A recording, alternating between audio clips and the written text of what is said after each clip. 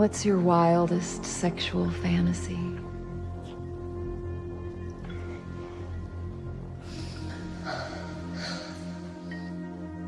Jordan was telling me about this spa. You'd do that? Only if you went with me.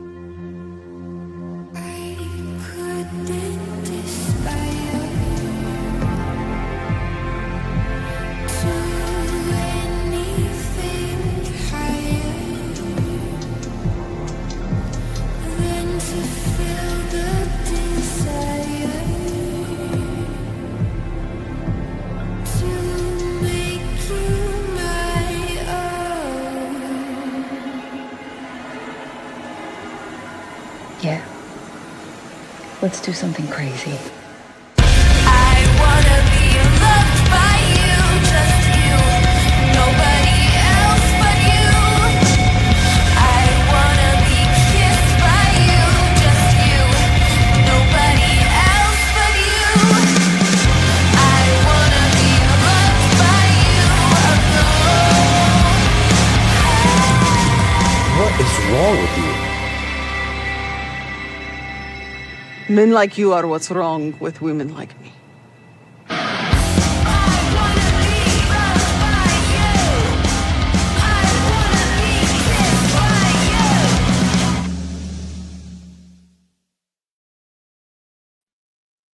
Oh, there we go. Well, that's the trailer for the film. Happy ending, and the guest has just dropped out. I guess there's technical issues. Hopefully it's her, not me.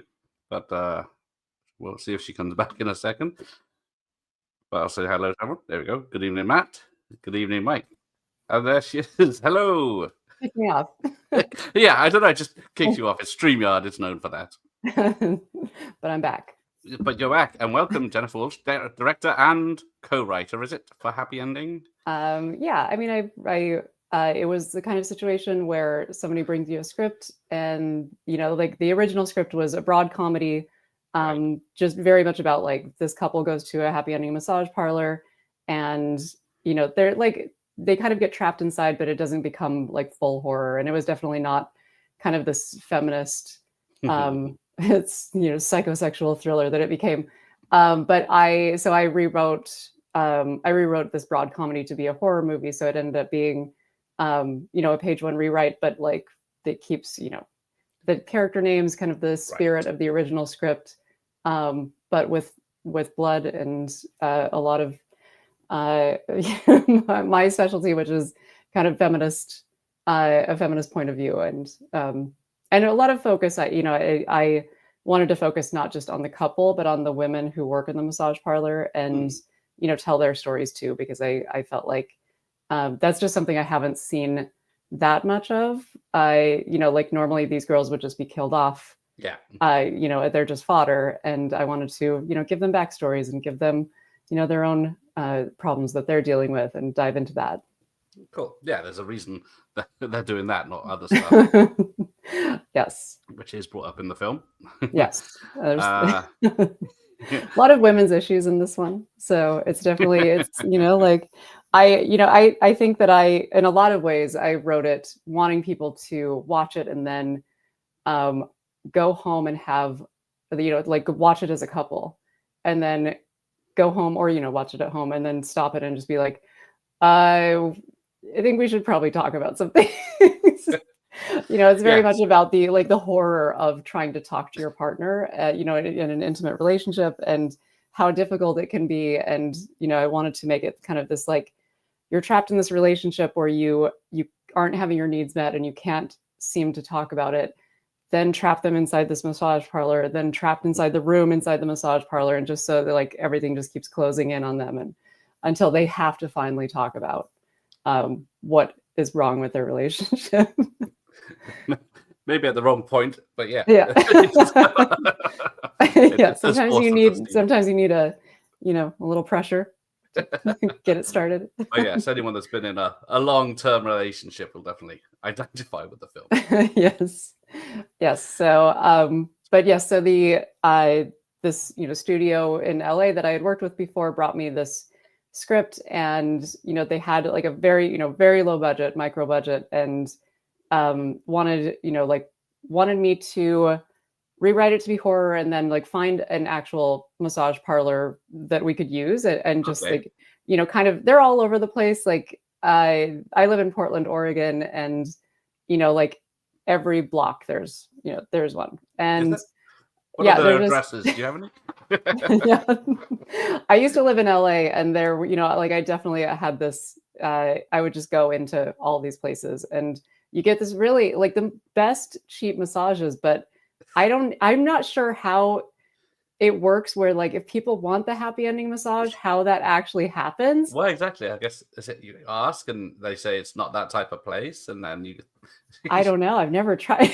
No, But don't think there's any near like me. sometimes you just get a really good, really cheap massage, and that's great. But yeah, so I've been to a lot of these places, and one thing that like I wanted to do differently was that they usually you go in and it looks a little bit like a doctor's office or something. It's just like plain white walls and Right. really shitty art. Like they have it. The point is not the aesthetic, and I wanted to make it look like a lot more lurid and colorful and bring in like a very like vibrant color palette. And so instead of finding a massage parlor that I could just say like, hey, can you guys stop working for a week so I can shoot this movie in here? I found an empty building, which after COVID there were just so many empty buildings all over Portland, probably all over the US. Still, they're just sitting there.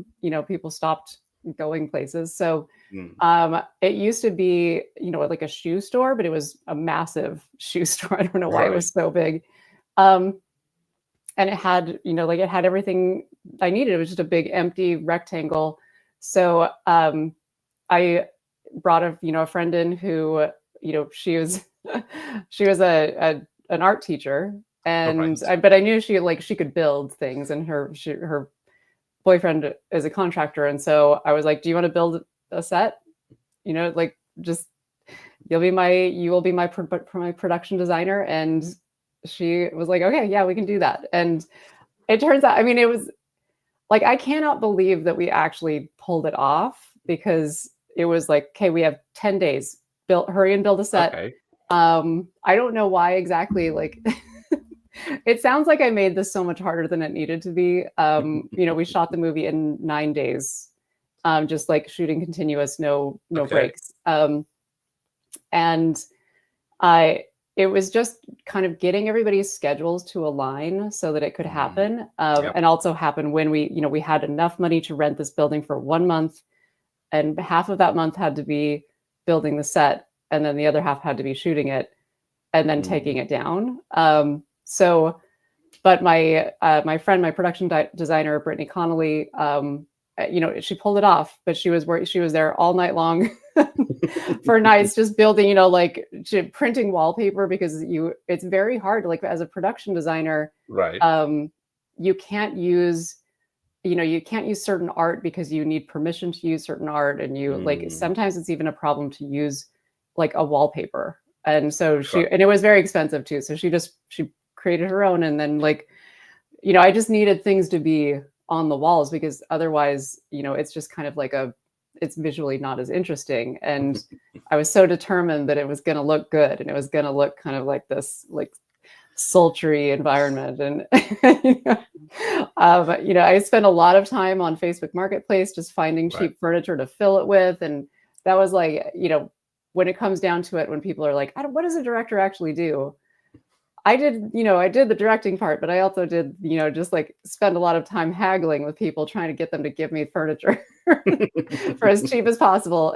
So that's one thing that, you put down on your list of skills as a director. Did you consider having it as a real massage parlor for the last 2 weeks of the rent? Make the budget back.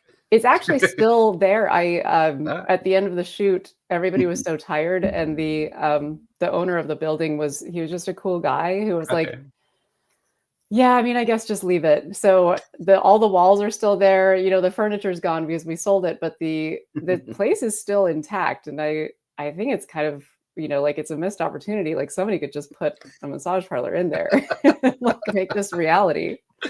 Because Yeah, I was going to say it's filmed in Portland. Was the other?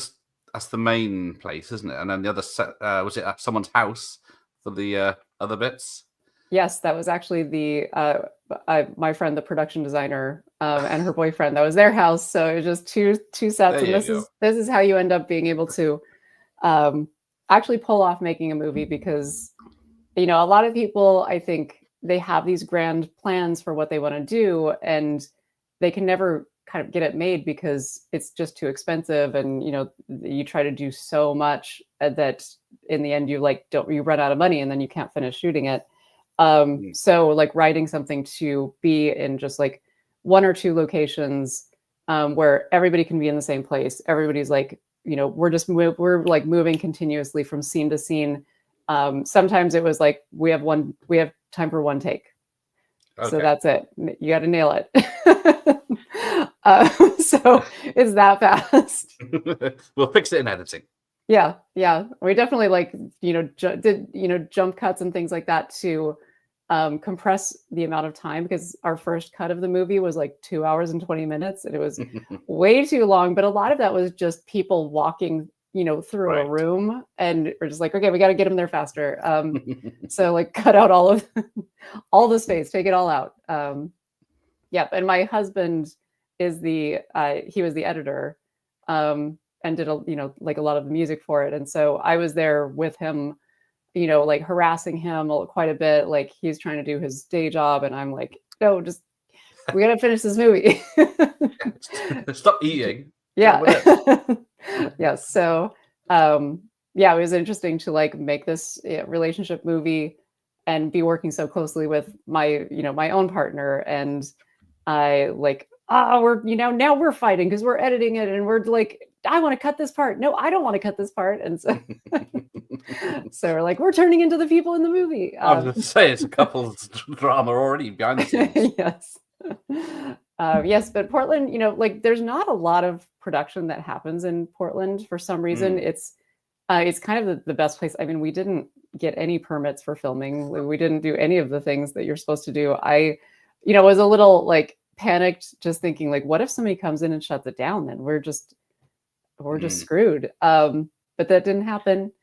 But it was kind of like, you can get away with anything in Portland. Yeah. Like nobody really knows what you're doing, and so they don't bother you. And it's a great place to, for other filmmakers. You come to Portland and make a movie. Like I think we have good tax credits.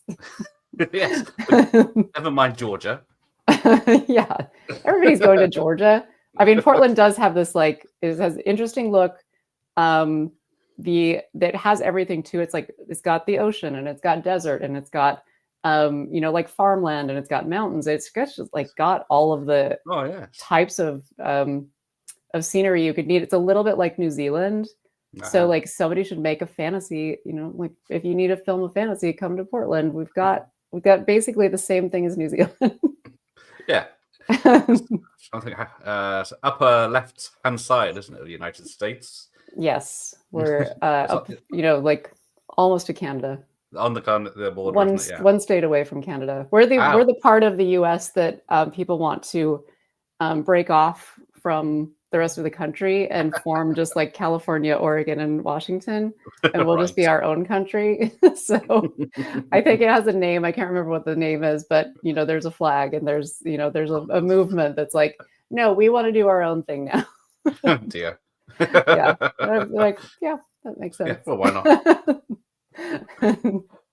Because was it Twin Peaks was filmed there, wasn't it? Yes, in Washington. Yeah, the Pacific Northwest is, it's got a vibe. It's definitely got like a vibe. It's got a lot of weirdos. It's a great place to bury a body because it's so wet. Yeah, snuff like films now. Yes.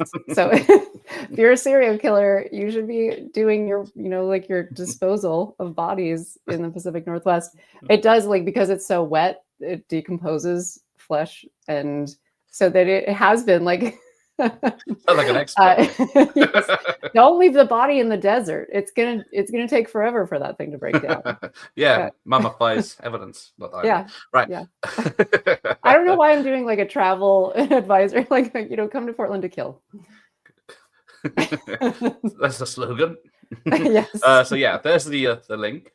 for all the details. Now, when is it released? Is it actually out on Amazon now? It releases tomorrow. Probably comes out tomorrow. Right. Yes, which maybe that means midnight tonight. Well, exactly. Because it's Amazon and Fandango, so that's it'll be Amazon Fandango. It'll be on Plex and Tubi, and so people can watch it with commercial interruptions for free, which like.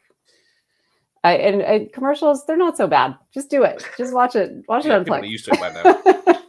Yeah, it'll be fun. It's like delayed gratification every time a commercial comes on. You just have to what's going to happen? So you're an author as well. Yes, I have three books out. I started out in young adult when I was probably just less mature, and so I was still like a little bit of a teenager in my mind.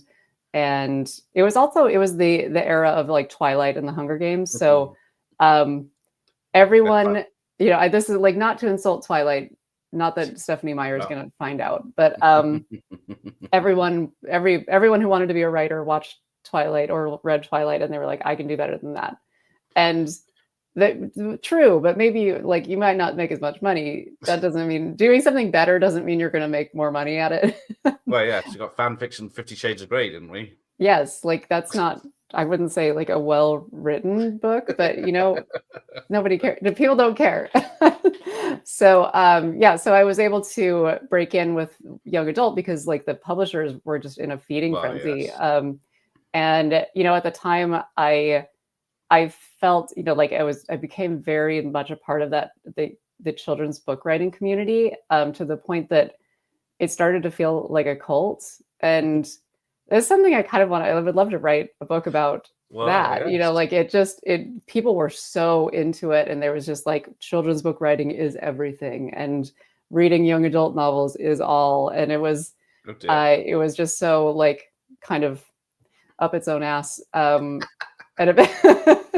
eventually I was like, I don't know if I have any, that many stories to tell about teenagers. And I feel like I'm in a cult and I got to get out. So, I wrote this adult novel that's a little bit, it's called Watch the Girls. It's kind of a horror thriller sandwich because what I really wanted to do was write a horror novel. But at the time I sold it, horror still wasn't selling. Like it's, there's been this thing for a long time with horror where, people who are kind of like the powers that be don't understand it. And a lot of the time they're just like, yeah, we don't know what to do with that. And, that doesn't mean that readers don't want it or that the audience isn't there. But a lot of the time it's just, they're just like, I don't want to read that. So I kind of like snuck it in. It's this, horror novel, but it's, the main character is a washed up child star who is in her 30s now. And she's, she starts crowdfunding investigations into unsolved mysteries. And so it was like, she's sent to this town that's kind of famous for all these horror movies that have been shot there. And so the whole town is kind of a set for horror movies. And they're, like a lot of strange characters, like Lars von Trier-esque people who live there, in like their mansions. And, so it was a very fun book to write. It'd probably like be a good limited series or something.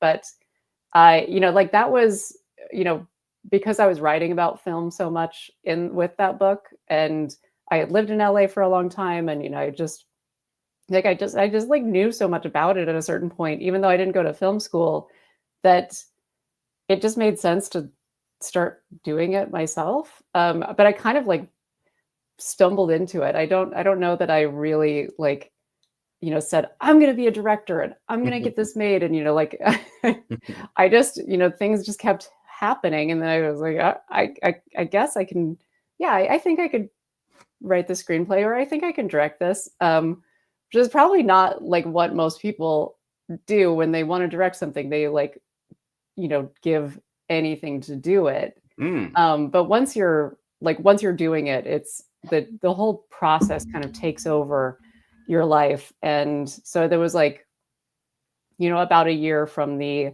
time I, maybe like a year and a half from the time I first wrote the script to the time like it was done, like production was done.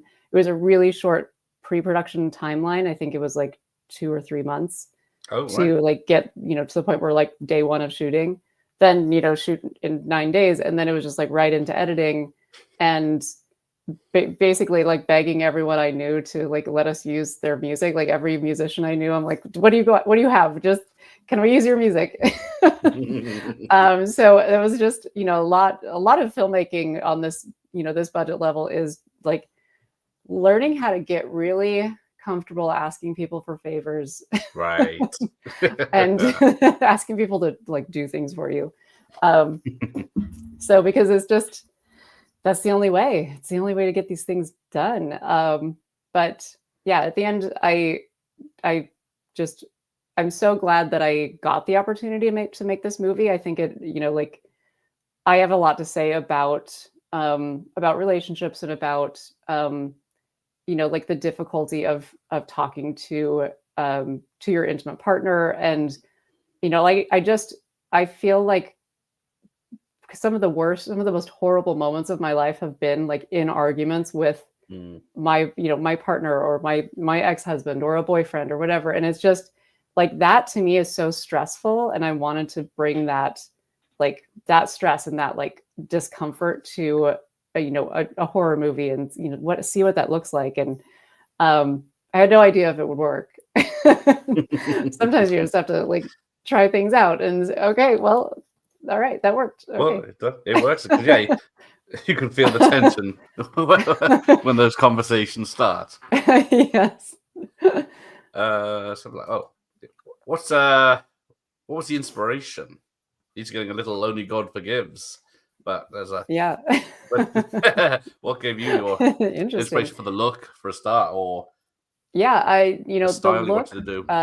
As far as the style, I mean, I loved like Euphoria, the color palettes in that series, and they play with color so much. And so that was something that I was very into at the time that I was writing this and in pre-production. And so I just, like I wanted all this neon. I wanted like a lot of, hot highlights on people. And I wanted it to, especially the red, the parts that are like very lit in red. I just wanted to feel like you're kind of in hell. So, but like a kind of a sexy hell. But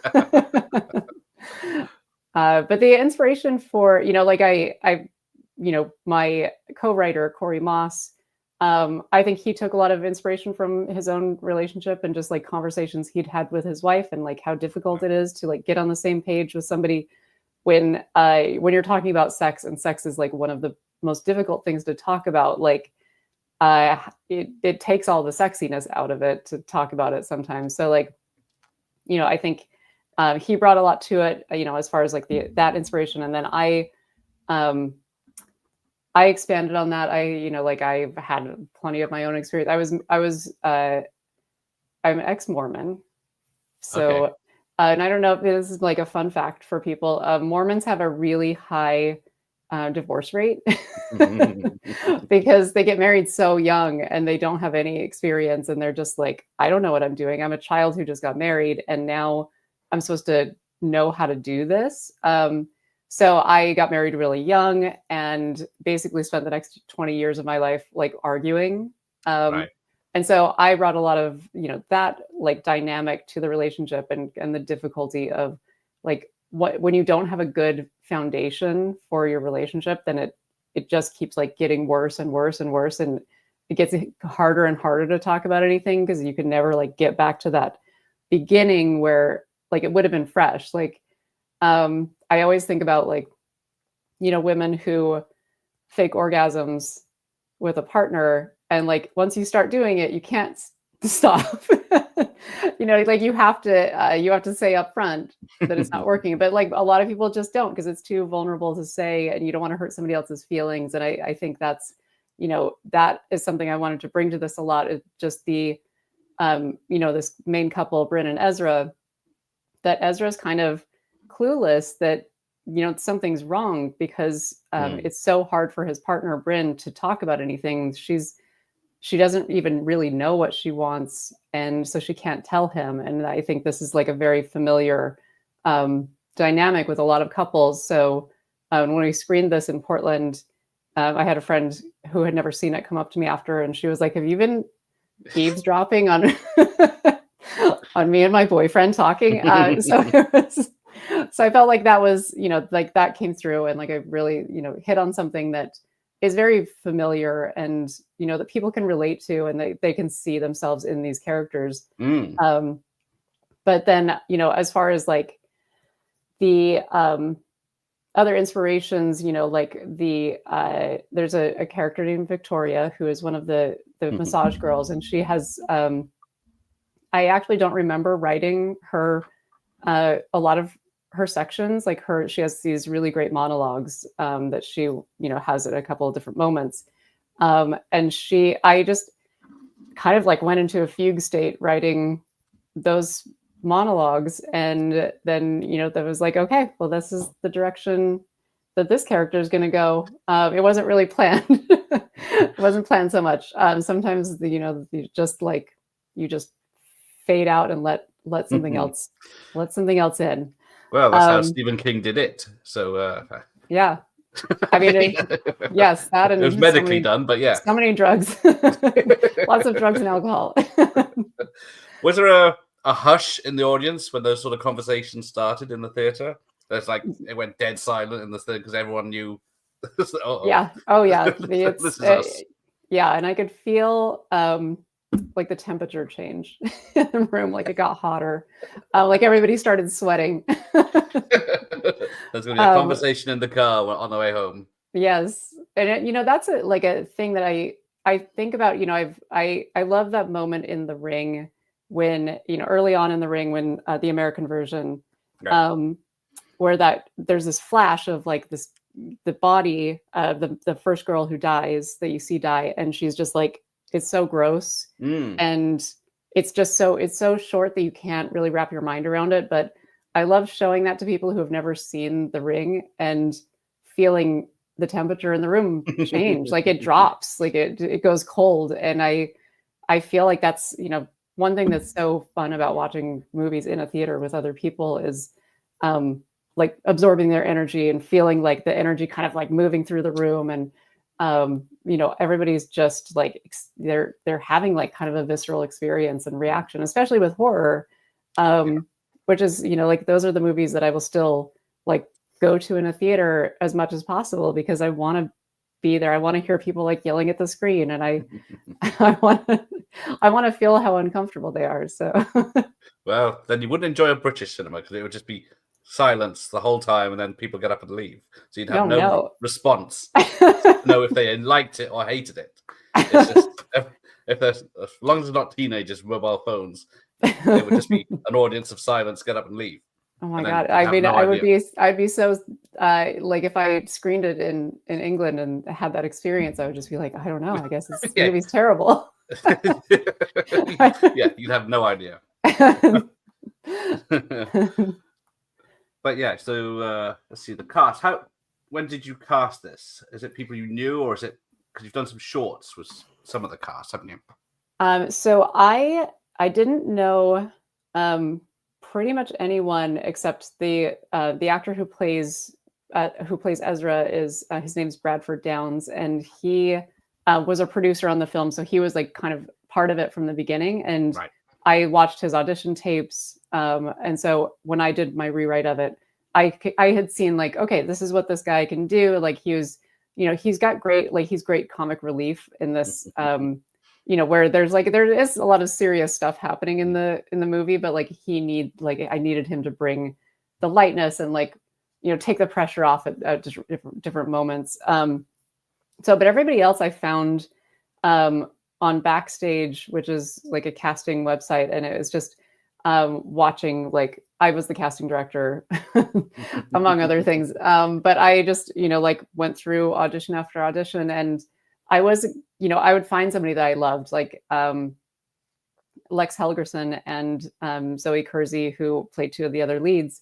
As soon as I saw their audition tapes, I was like, that's the one. She's playing Bryn, and she's playing Victoria.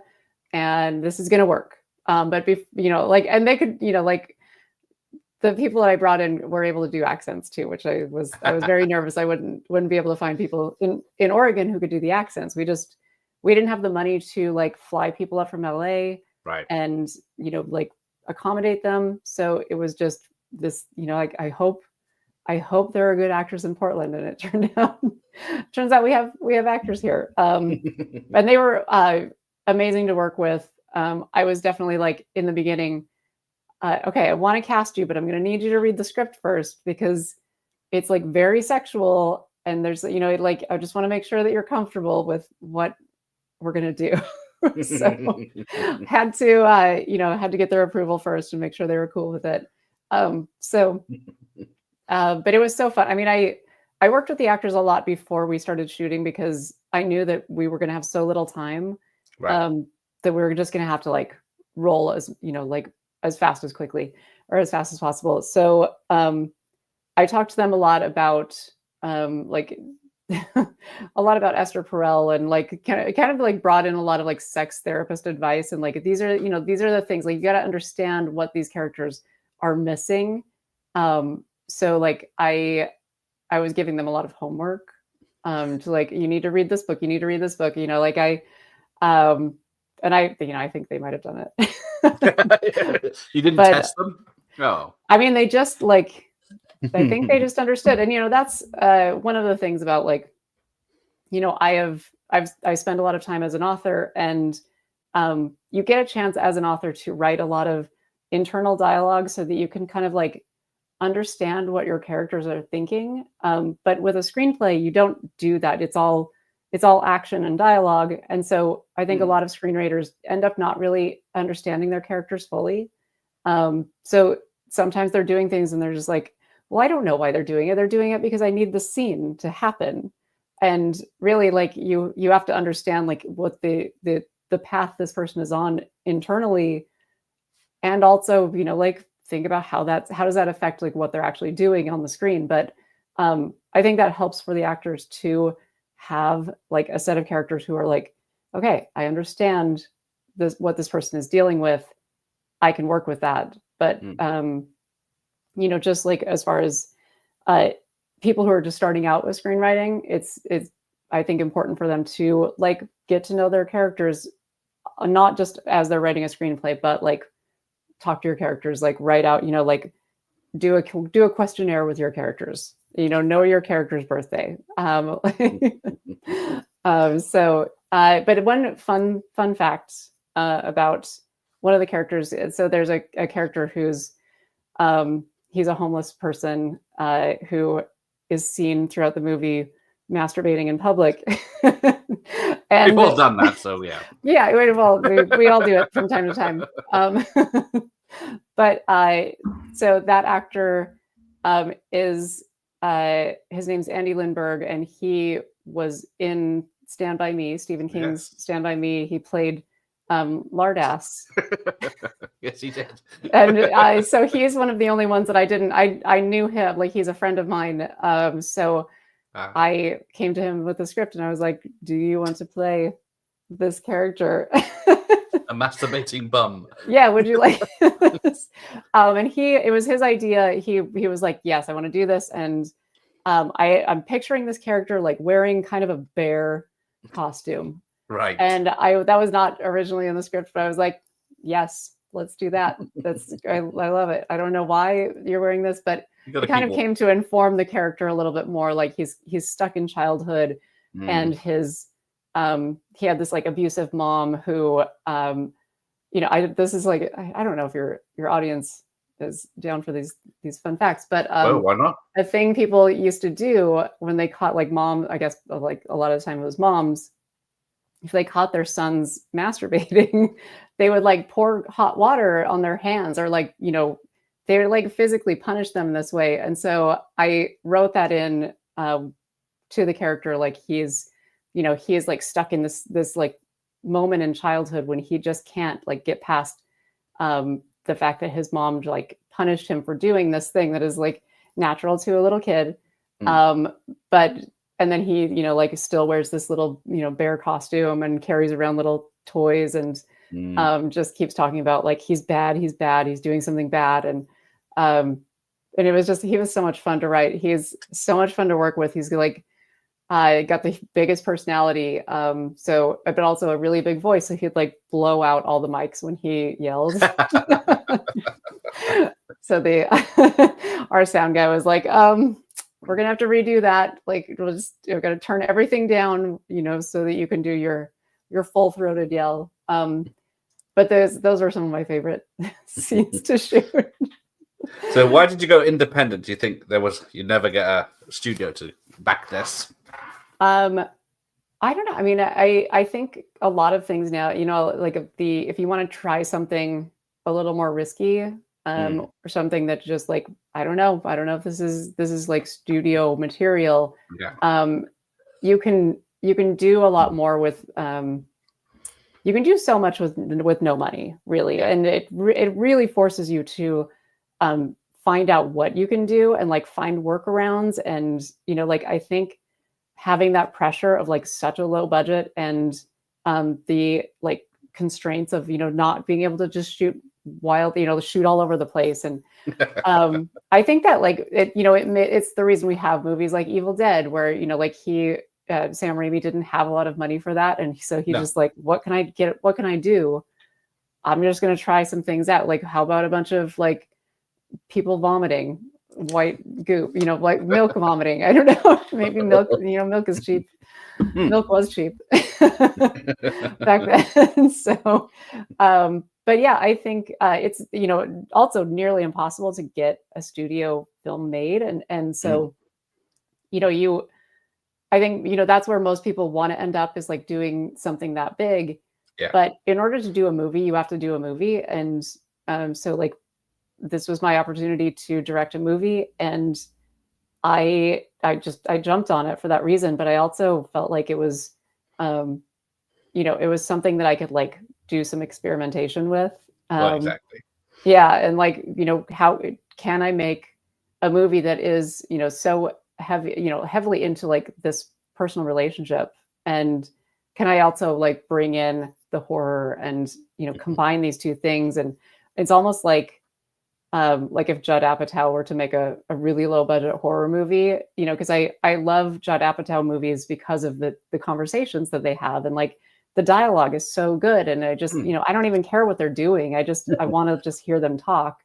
And so like getting, a cast of characters together who I just want to hear what they have to say. And so like letting them do that was a lot of fun for me. And it's a lot less pressure if there's not a lot of money on the line. I mean, it's still pressure. It was definitely like the most stressful thing I've ever done. So far. So far. I'm still, I'm like, oh, maybe I need some like EDMR therapy or whatever, the where your eyes go back and forth. To get over my. So you didn't PTSD. need to crowdfund for it. Did you get the money up? We didn't crowd. Yeah, it was just I have one main investor and then like a few donors. I wanted to, but the crowdfunding sometimes just it's great, but it like slows the process down, because then you have to do all of the stuff to get the crowdfunding. So like some people just get stuck in the crowdfunding process, and they're that it ends there, and like it takes years to do the next part. And I don't know. I'm like at the point in my life where I just want to I just want to get it done. I don't want to wait. I don't want to wait years. Maybe that's, like I'm too impatient, but who knows? The world's on fire. Best. Like, I just want to, like, who knows how much time we have left? I got to make these movies. So Ramon's here saying hello. And then, he just said, he just watched the trailer. Says, signed. Only for God Forgives, Mandy, Beyond the Black Rainbow, Spring Breakers, Suspiria. Oh, mentioned Suspiria, so that's a good sign. And it looks good.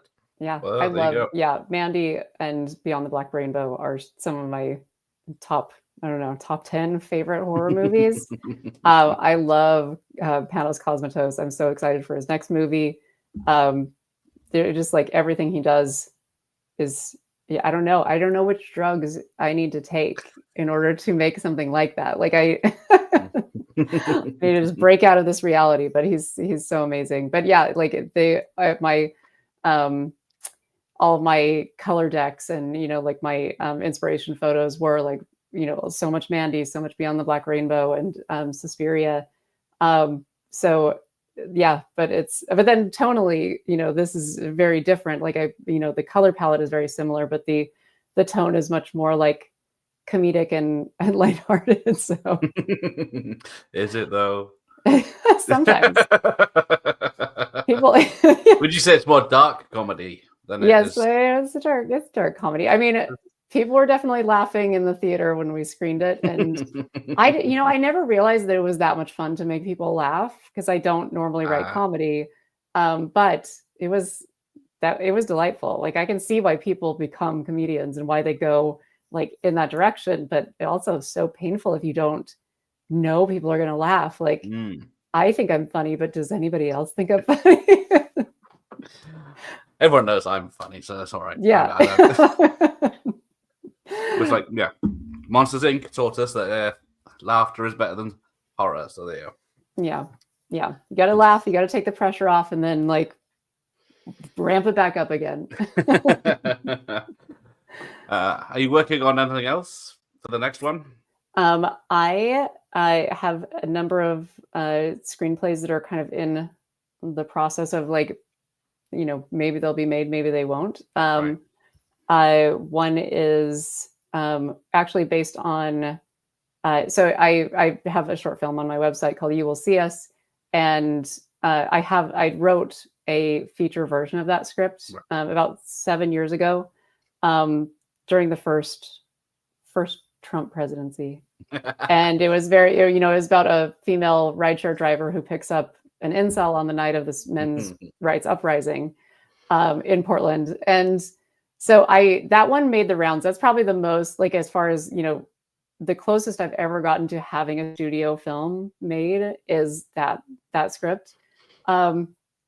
So that one, like they got so much attention, and then all people started saying like, well, but it mostly takes place in a car. Like, how do we make that cinematic? And then how, like, what's an incel? And I was like, oh, well, if you don't know what an incel is, I don't think you understand this movie at all. But so I ended up making a short film version of it, like to try to get, at least like kind of recycle the idea and make sure it didn't go to waste.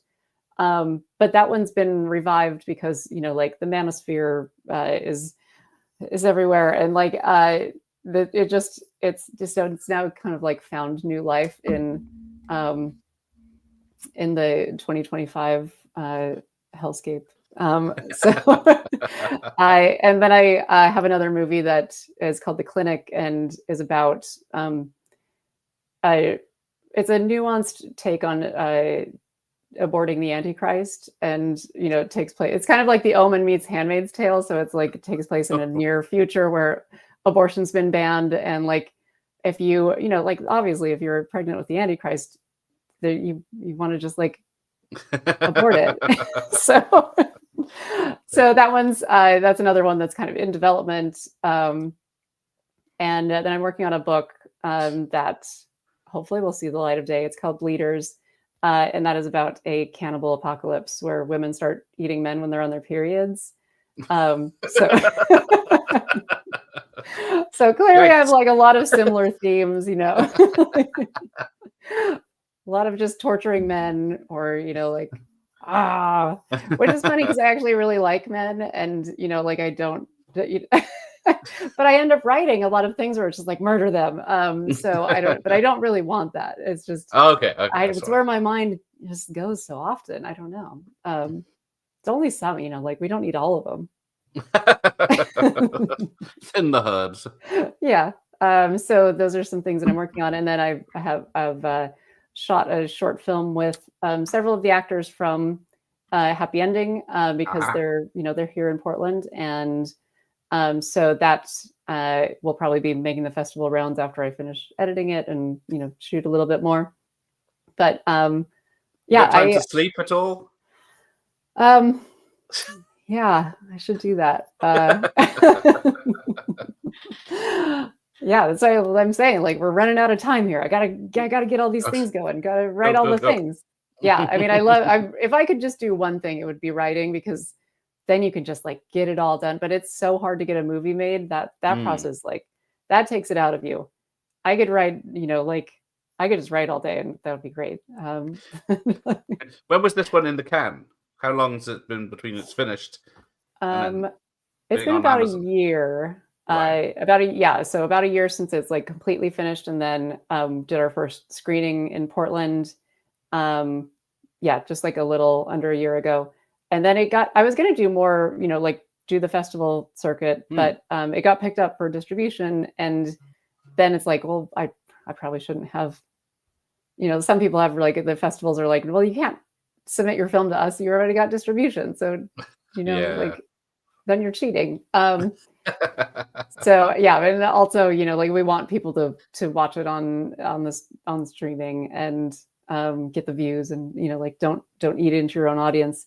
It's a whole system. But mostly I really want people to watch it and enjoy it, but I really want people to watch it and think about it afterward. And that's, like, I think always what I want most out of anything that I read or watch, and everything that I write and create, is just like, I want it to stick with people, and I want them to, just like keep thinking, like, yeah, there's something there. There's something there that I need to ponder.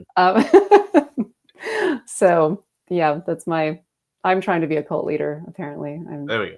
Yeah, I just want to start with one, and then stop joining cults and start creating your own. I didn't see any subliminal messages, but it could just me. But yes, we skirted around it, but yeah, it is a horror film.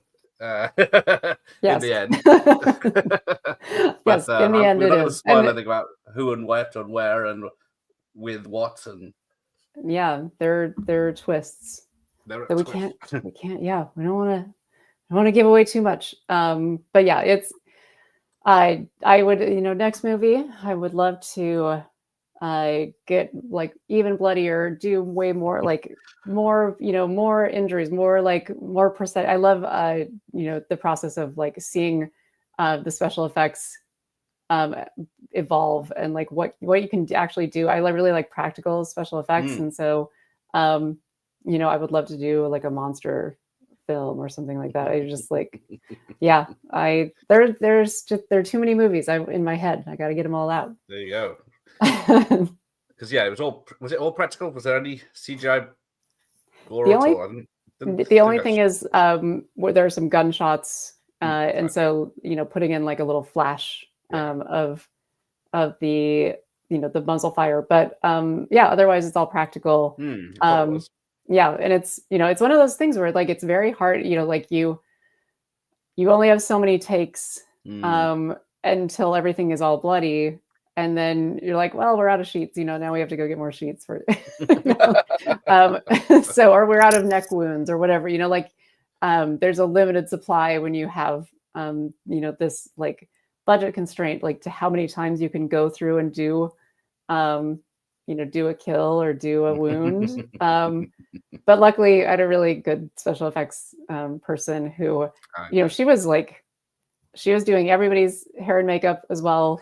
And all the special effects, like, she was working hard, and she was the intimacy coordinator, basically. So, that wasn't a plan. She was just, like, ended up being really good at it. And so, yes, her name is Trista Kelly. She's a Portland special effects hair and makeup person, and so she's a star. Like, her Instagram shows a lot of really cool work on it. There you go. Yeah, so just give her a shout out whenever I can, because she's just so good. Yeah, because like I said, practical is always the best, even though it does make a mess, and you gotta clean it up if it goes wrong. But CGI, just, you can instantly see it's wrong and it doesn't work. But yeah, yes, I've indeed, seen many times. Yeah, but yes, I mean, do you have any other things you would like to dig into? So it's out tomorrow on the streamings. Yes. Is it global or is it just America and England at the moment? I mean, I don't really know how that works with No, I know. like if it's on if it's on Amazon, is it on If you've got Amazon, British it's definitely on Amazon Amazon? US. Okay. So But I don't know. I don't know. I should probably know that. No, I mean, I hope people in like wherever people can get it on Yeah. the US version, like Yeah, if you can't that's get Fandango in the UK, but you can't. Yeah, because you can't get Prime. okay. Yes. But yeah. So, And then, hopefully, like after it does its initial run, will hopefully be on like a Netflix or Hulu or something like that, where, we expand it. But you never know where these things are going to go. no. Are you the one in charge of doing all the deals? Like saying, Amazon, do you want to show this on your work? No, that's Buffalo 8, who is our distributor, and Right. they have done like such a great job. They're doing a lot of they that's what distributors do, and why they're essential. But people can also like, we definitely considered, should we just put this up on YouTube and people can rent it, or do Vimeo, or there are some other platforms now where people can just like put their movies up. And I do really like the kind of like democratization of film and like what you can put out there into the world, and without any of the gatekeepers saying that you can. Yeah.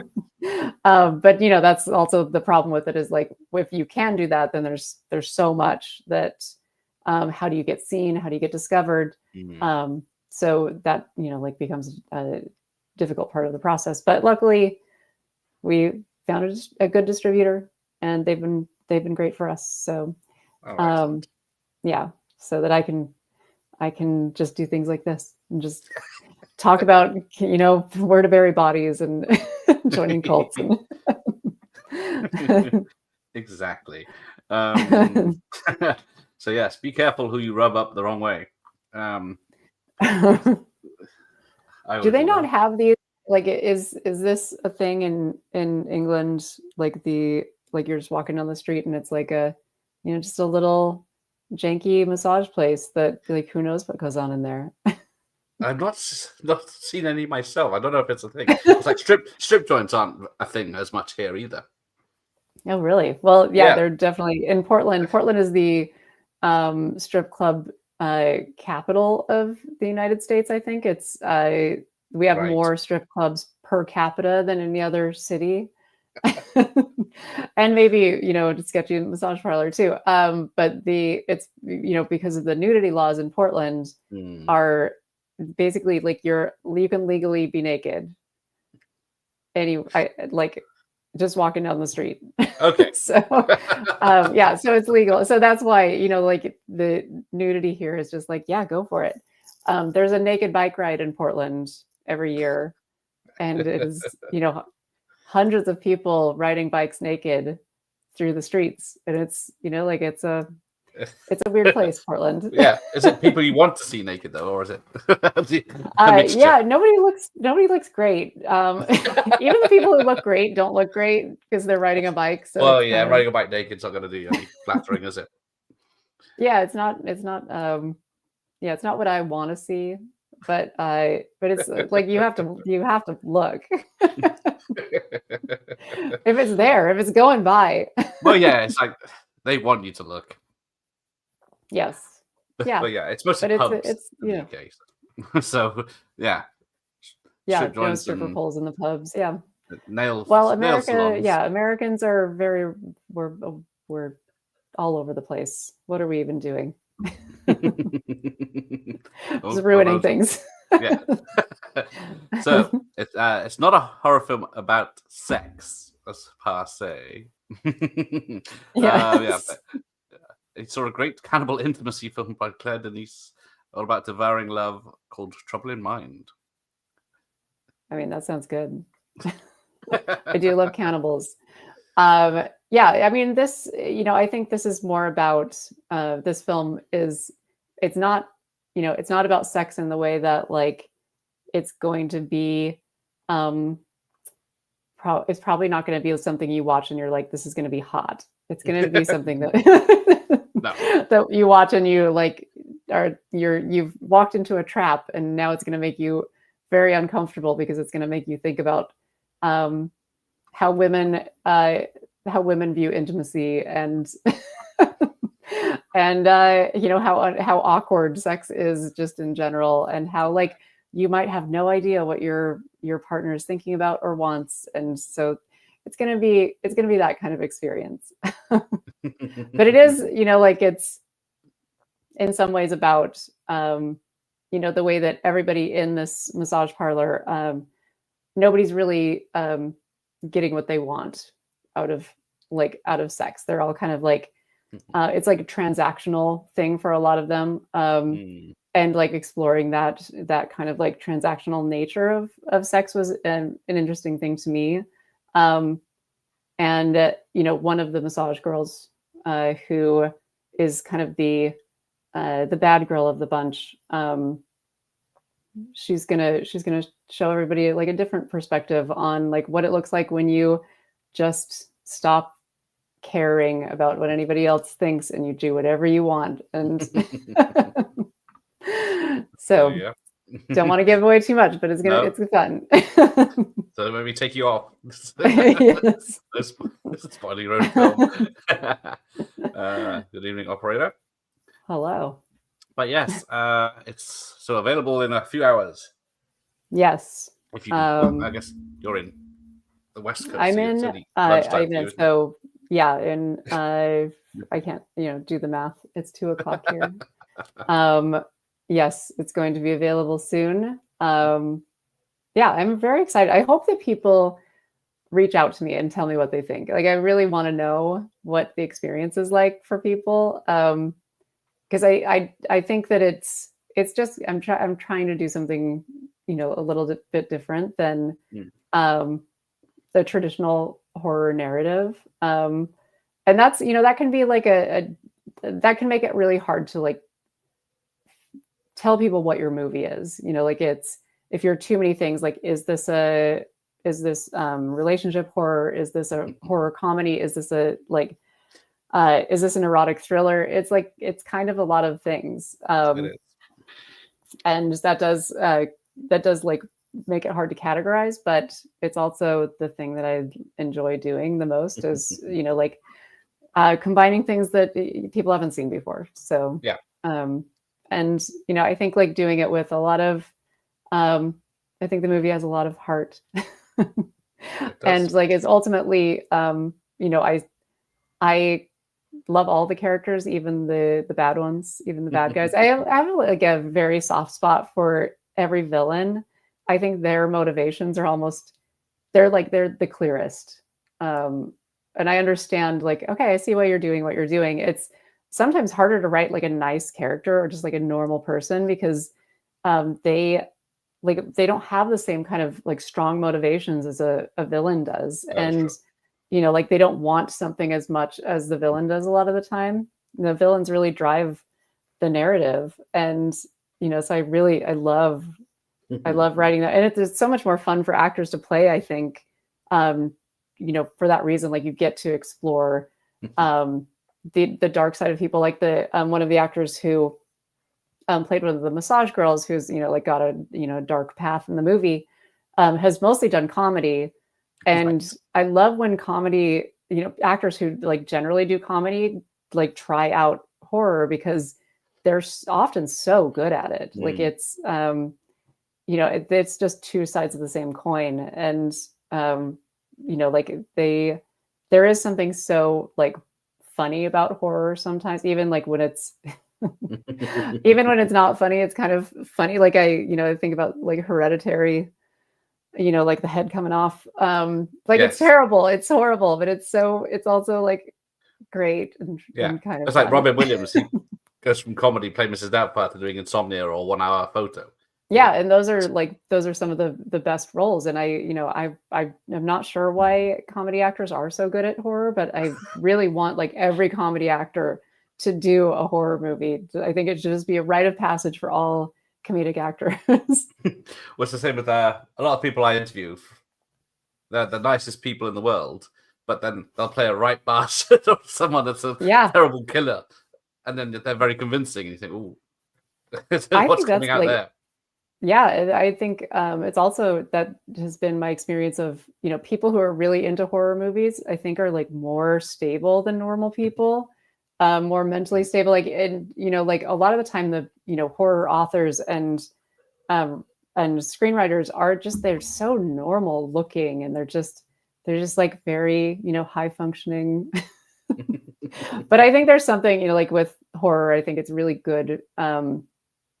I think it's really good. Like one thing I love about horror is that you get to like safely experience the full gamut of your emotions, because I think fear is not very fun when it's real. Like if you're just, you're like looking at your bank account and you're like, oh shit, I'm out of money. Like that's not fun. That's not a fun fear. So we try to avoid fear as much as possible, but it's actually like, I think people need to feel it. So like going through the motions of it by watching a horror movie I think it is good for people. I think they should do it for like a kind of therapy. What are some of your favorite 80s horrors? What type of zombies, vampires, monsters? I think my favorite was Carrie. When was that? Was that 70s? It's probably like I love 70s. The 70s is like my era of horror. But I loved Carrie because not just because it's a great movie, but I loved Carrie's mom.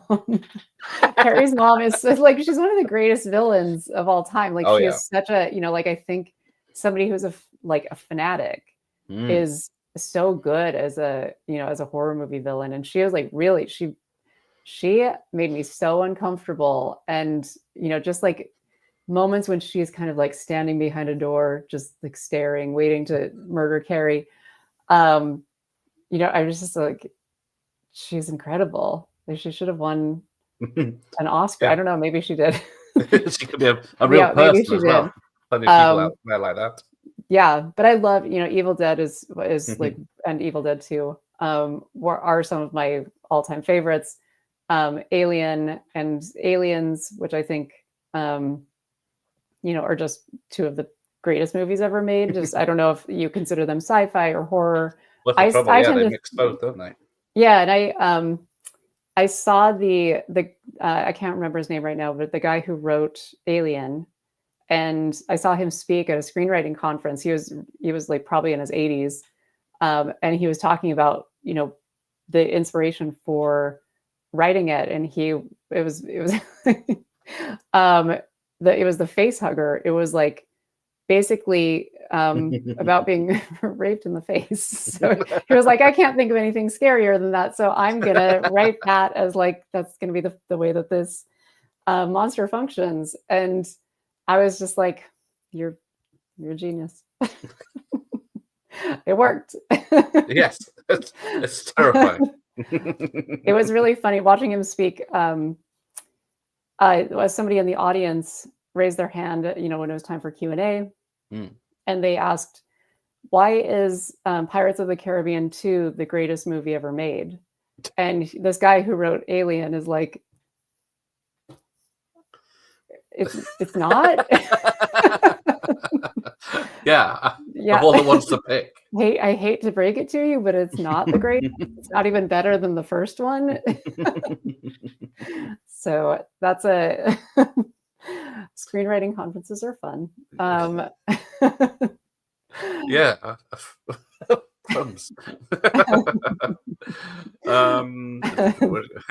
Yeah, what are your thoughts on the horror remakes that keep being made over the last 25 years?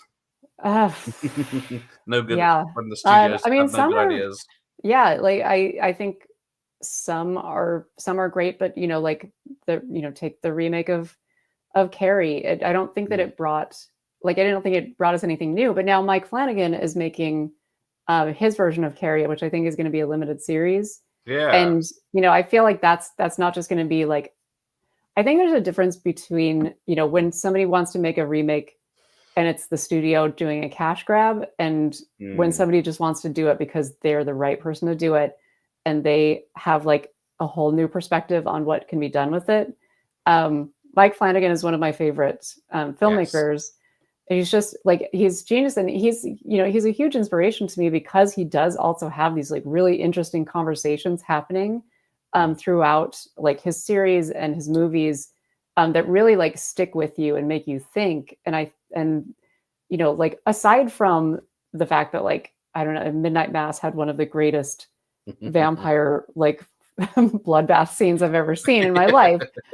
It also made me cry. Like he makes me cry almost every time I watch any of his series because they're so emotional. He's able to do something that I just don't think most people can do, which is like really bring these two emotions to a head, like such like sadness. And he explores all these a lot about grief. And then also like he can scare you, and doing both of those things at the same time is really a difficult balancing act. So I'll basically anything Mike Flanagan makes or remakes, I'll watch it, and I'll be I think it will be great. But yeah, I think when studios are just kind of like, what do we have that we could make money off? Let's do that. I don't think it generally doesn't go well. But it's soul, like, because it doesn't have the motivation of like why you made it in the first place, I think is important.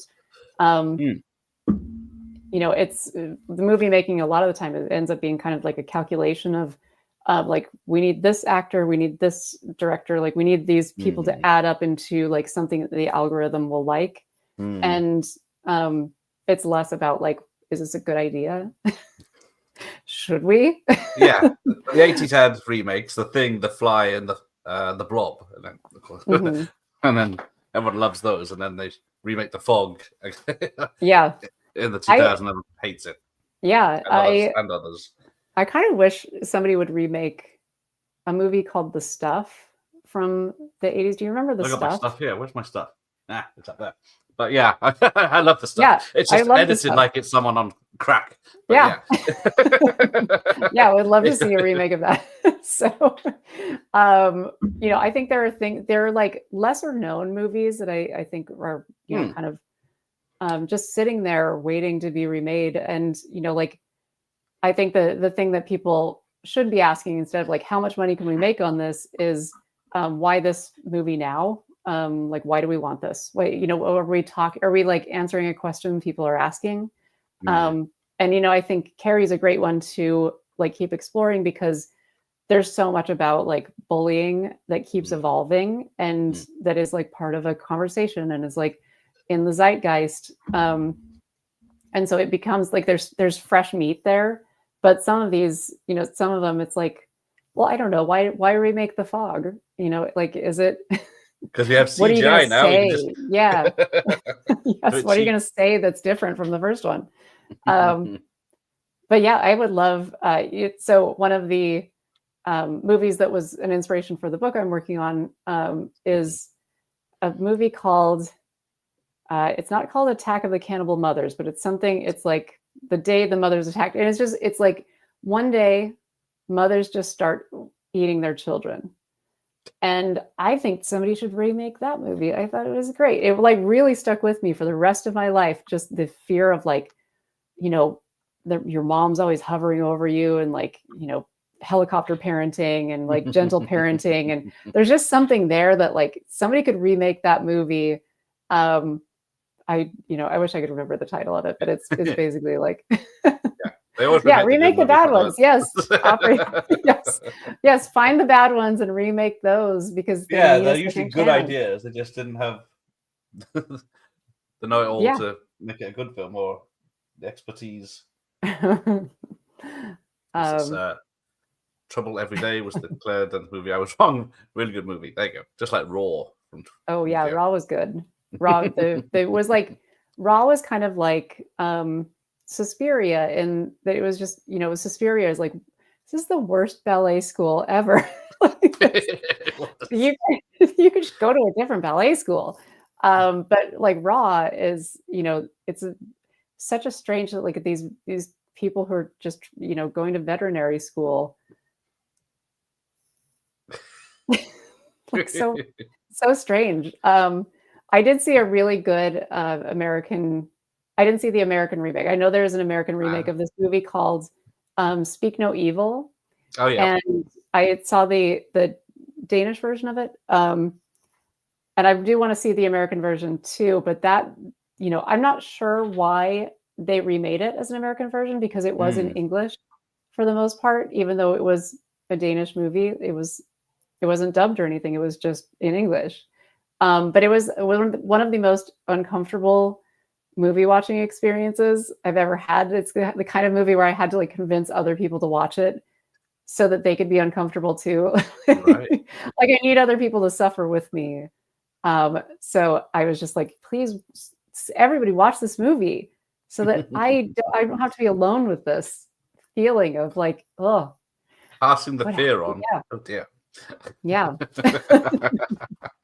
Yes, this is like I'm sure there's a horror movie in that where like trying to get people to watch this horror movie that you're so uncomfortable with. It's like a different version of The Ring. Yeah. Yes, horror movies I enjoyed. There's a little comedy in it. Always helps, doesn't it? Yeah, I had the same. There's in talking about Martyrs. I had a similar experience watching Martyrs where I like don't want to see it again. It's no fun. And it's nice when there is like a certain amount of fun and there's a certain amount of wish fulfillment in a horror movie, which I think like brings in, when there's more room and you do like a series, like a Mike Flanagan type of series, I think there's more room to bring in like, why should I want to be with these people? Like, why do I want to, like experience what they're experiencing? And sometimes I think that's why vacation horror movies are a lot of fun, because you do get like a vacation for a little bit. Yeah, it's nice to start off with, isn't it? Yeah, you like usually some like pretty visuals in the woodlands. Yes, like the ruins, which was like I think that came out like 10 years ago or something.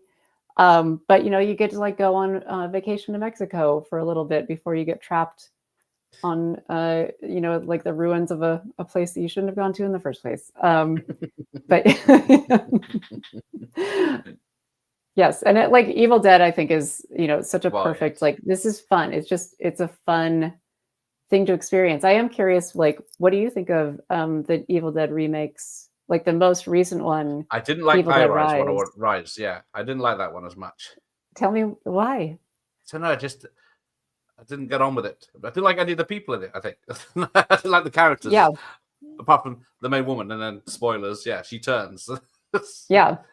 I mean, it's one of those that it's like it's not fun. No. I watched it. I tend to watch I watch most horror movies when my husband's not home because he's really sensitive. He's really sensitive to gore.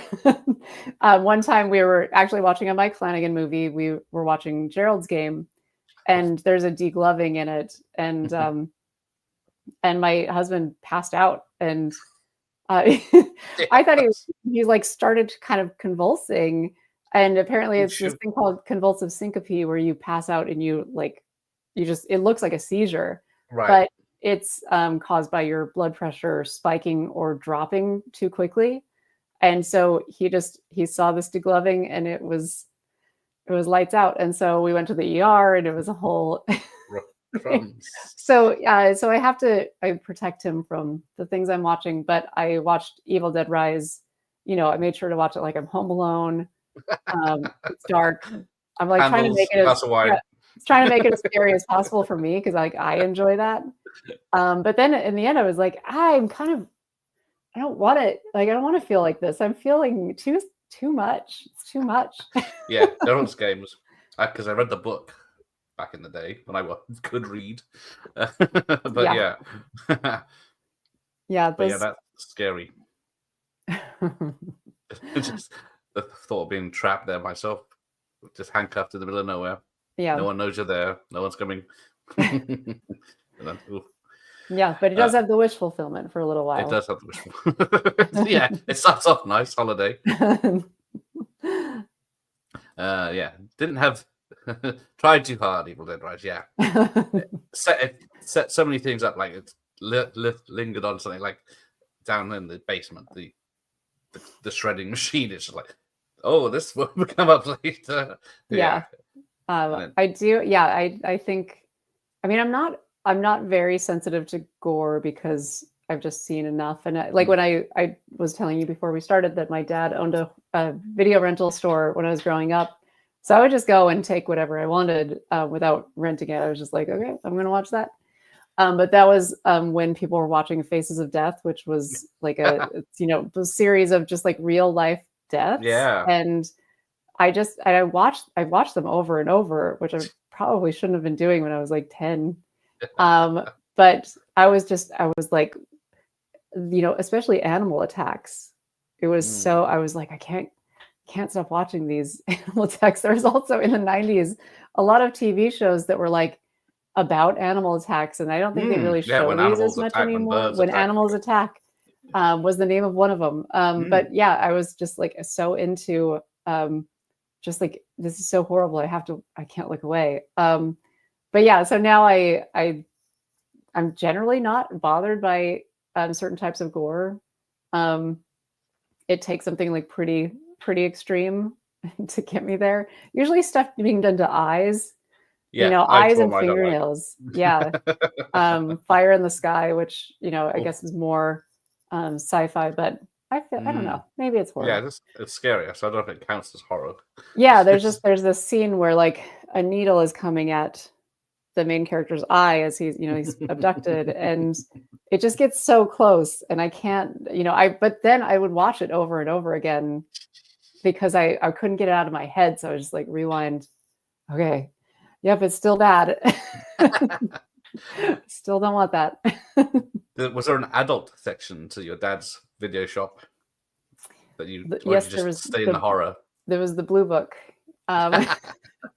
So it was like not a section, but just a book that people could go through. And I worked for him, so I was like, I was also renting out. I was like the girl who people would bring me the case for the movie, and I would like go and get the actual VHS, and sometimes beta. Some people had beta still. Yes, or a laser for a little while, Laserdisc. But I would like sometimes know the people, and I'm like, okay, so you're renting porn, and I know you. All right, I'll go get it. Yeah, I was like, that's a unique way of doing it. Yeah, it was. It's our catalog. Right. It was a small town, so seems like not the easiest way to like go about. But this was, it's the only way you could get it. Before the internet. It was before the internet. What are people gonna do? So right, let's wrap this up as it's a school night for me. So it's probably pretty late there. Being a lightweight. Right. So yes, the film will be out any time soon. Any minute, any hour now. Any hour, yeah. Yes. Depending on where you are in the world. I'll post a link to the main link there again. Yes, and if you want to watch it for free, it's on Plex. It'll be on Tubi. You just have to deal with commercials, but also it's on Amazon, it's on Fandango, and probably some other ones that I can't remember the names of. But those are the important ones. We'll leave it at that. But yes, and if you watch it and you would like to, like DM me or something, and or just like post about it on the socials and help spread the word, because it's definitely for indie movies. We need people to talk about it. And word of mouth is still, to me, the best thing you can do. Like I take it seriously when somebody personally tells me I should watch something that they think I will like, and I almost always do. So just talking to your friends about the movies is very important to filmmakers like me. I'll just read the storyline from IMDb, and then a sexually frustrated couple attempts to revive their spark at a seedy massage parlor, but their adventure turns deadly when an unhinged customer pushes a masseuse too far. So yeah, it's I'm not going to spoil it. Yeah, But yes, go see it. some things are gonna happen. Things happen. Yeah, you might cringe. There might be a lot of cringing. Yeah. But there probably will be some laughs too. So There you go. So will it be out on physical media at some point? I don't know. Yeah, I haven't heard anything about a DVD, but I'm gonna find out and post that in your comments. I'll send it to you. I'll send you the information once I have it. I haven't heard anything about a DVD. Yeah, nice I guess these days it's not the first thing on the list, is it? Yeah, I mean, but it exists. Got to remember that. Yeah. Still the best way. Still the best way. Like, or other than the theater. Thank you for the anecdotes from our operator. Good luck with your movie and career. There you go. Yes, just getting started. So thank you. Yes. Yeah, he's in the Netherlands. And yes, you got the knowledge to back it up. So you got an approval there. Oh, thank you. Yes, it's my favorite. It's my favorite topic. Yes, I did enjoy the film. So I will Thank spoilers. You so much. I'm not just biased. Relationship drama all the way through. No, but it's not. It does get tense.